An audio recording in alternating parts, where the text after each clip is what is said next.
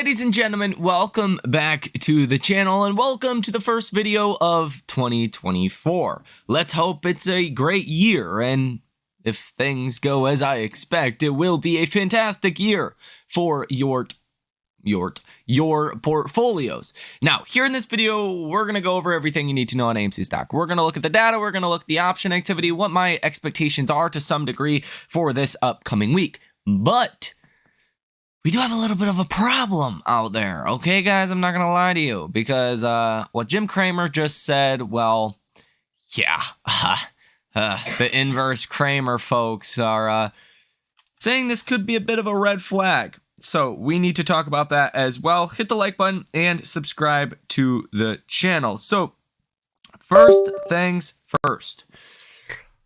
Okay, let's see what we have going on with Jim Cramer. What did Jim Cramer just say? Well, Adam says Black Swan event has arrived.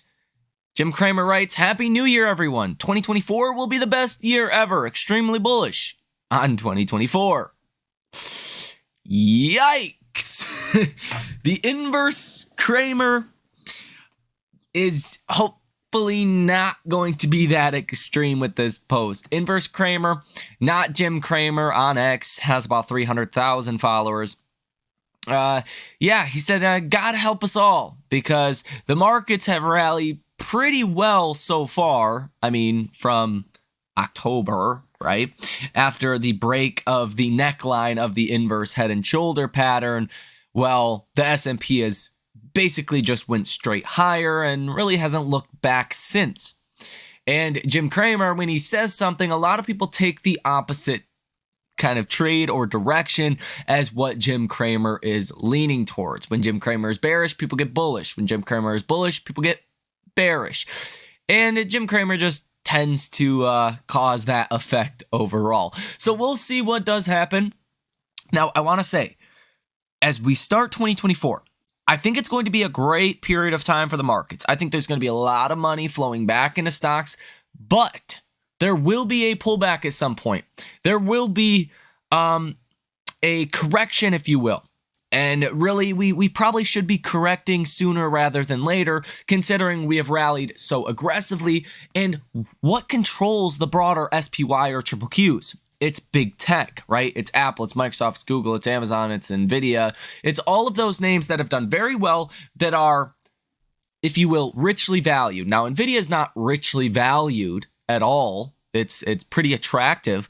But if you look at an Apple, if you look at a Microsoft, if you're looking at PEG ratios, I mean, how much more is the stock really going to run? Okay, probably not that much more for those names. They're just very richly valued. So that does set us up in an interesting dynamic, because if you want to see the SPY or the triple Qs continue higher, you need to see, you know, those stocks also doing well. But what could ultimately end up happening is Magnificent Seven names come down, capital flows out of those names, which brings the SPY and the triple Qs down. But you could also see the rest of the markets actually do well. And, you know, it just wouldn't, it wouldn't be reflected in the SPY or the triple Qs. Kind of like what we've seen in 2023, where the markets were doing pretty good, but a lot of the stocks that we invested in, small mid-cap stocks, quality names, just small and mid-cap names, well, we're not doing well, right? Your Russell, if you will, that was not doing well. At the same time, the markets were rallying and people were, you know, saying they were doing well, making money. But stock like AMC continued to fall. A stock like SoFi continued to fall. A stock like Fubo, PayPal continued to fall. We could see the inverse of that, where those kind of stocks do well and the broader indexes do not do well. So that's something I am definitely going to be watching for to start happening. If I were to guess, you're probably going to see the latter. You're probably going to see small and mid-cap stocks do well. The indexes probably trade sideways, consolidate, or trade downwards for a period of time. Now, specifically with AMC, you're at $6.13 per share.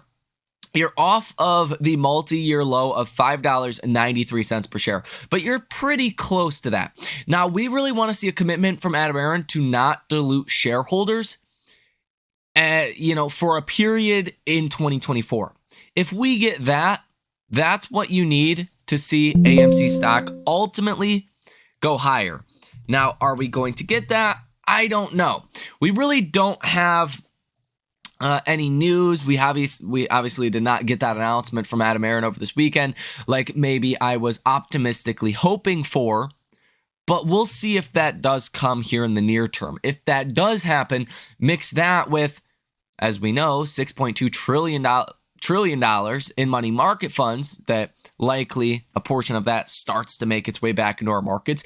I mean, you could definitely start to see a big outperformance with AMC stock. As far as the trading calendar, for tomorrow, we're really not going to have much. Some bond auctions and construction spending that come out between 10 o'clock and 11:30 in the morning.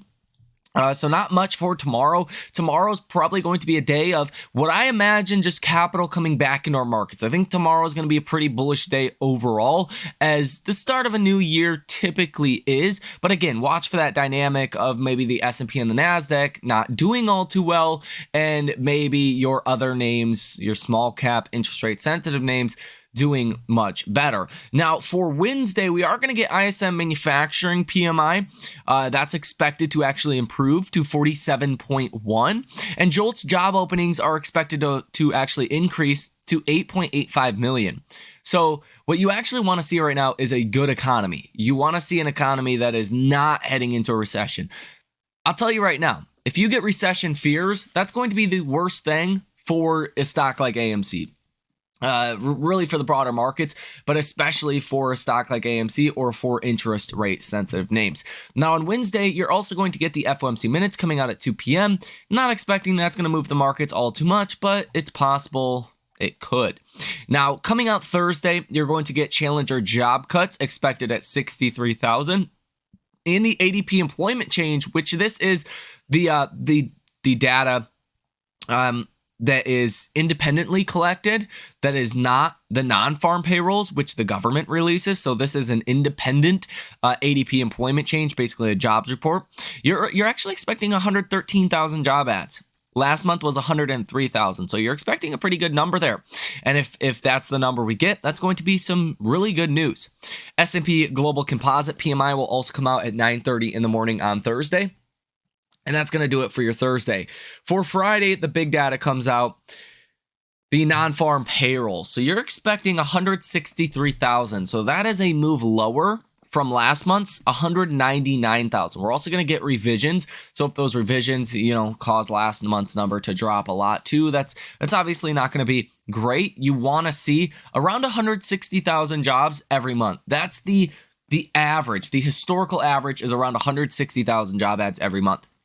So if you start to break under that, not going to be great until you break under about 100,000. If you break under 100,000 job ads, then it looks really bad. Then you start to get pretty close to losing jobs. That's just not where you want to be in this current market environment. You want to avoid a recession at all cost. Now, ISM Services PMI expected at 52.6, also coming out Friday at 10 o'clock in the morning. So if you can't tell, the data looks like it should be good for markets if the data actually comes in line with what the markets are expecting. Now, if not, that's going to be a problem. You obviously want to avoid a recession at all costs. Now, let's go ahead and look at some of the data here for AMC stock, give you an Ortex update, and then look at some of the option activity for this upcoming week. So the option activity we seen last week was 12 orders totaling $778,000 with a positive order value of 87%. Volume to the call side of 66.5%. Volume to the put side of 33.5%. So pretty bullish as of last week, but we'll ultimately see for this upcoming week. Now, as far as the short activity, you do have 8.28% short interest of free float, $125.35 million worth of short positions currently in AMC stock. Days to cover 1.01, 20.48 million shares currently sold short. Shares out on loan 16.93 million. And cost to borrow 1.19%, utilization of 25.18%, and a short score of 51 out of 100. Last we knew, cost to borrow fees were about 1% across the board. Cost to borrow max was about 8%. But again, nothing that is, too crazy over here. I think these numbers are not true anyways. So take that, as you will. Now, the Stocko Tracker data, I expect this week's expiration is going to see a lot more activity, just because last week you had, over 100,000 calls that, were on that options chain. And what tends to happen is if there's a lot of options on the option chain and a lot of them do not go into the money, you see a lot of people sell those options and re-roll them to the next week's option expiration. So I think these numbers are going to look way different once we start tomorrow, but here's where the numbers are currently. You got about 6,000 calls currently in the money, 44,000 calls out the money, 10,000 puts in the money, and 17,000 puts that are out of the money. So definitely a waiting here towards the call side, but we will have to see just how things do populate as we start tomorrow. Now, if we take a look here at the options chain as well, the 650 call has about 7,600 for open interest. The $7 call has 17,000 for open interest. So a lot of option activity right here close to the money. And if you do start to get a movement higher, if we can break above that $7 strike, well, that's going to be great news. And you could see about 2 million shares that would need to be hedged from market makers just based on the $7 strike alone. If you add the 750 and the 650 strikes as well, you're going to see about 2.5 million shares, a little bit over 2.5 million shares that would need to be bought by the market makers. Actually, over 3 million shares. Yeah, my math was a little off there.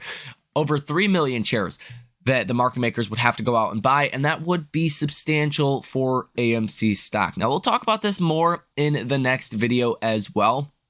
But overall, I am expecting a pretty bullish start for AMC for small and mid cap stocks. Again, if recession fears do break out, if data just is bad, well, that is going to be a big problem for markets. That's the number one thing we want to be watching for, at least until we get more clarity on, is the economy actually holding up strong or is it not, right? That's the big question, with the consensus being kind of for soft landing, no recession. There's only about a 45% odds from institutional investors that we will see a recession next year. We want to see who ultimately wins that battle that is going on right now, guys. So let me know what you think about this information down below in the comment section. In the next video, we're going to be going over a price prediction for AMC stock for this week and probably for the next couple of months as well. I want to give you a broader overview of what I'm expecting here for the start of 2024 also. So hit the like button and subscribe to the channel if you guys have not done so already. Thank you for watching. Enjoy the rest of your day, and I will see you in the next one.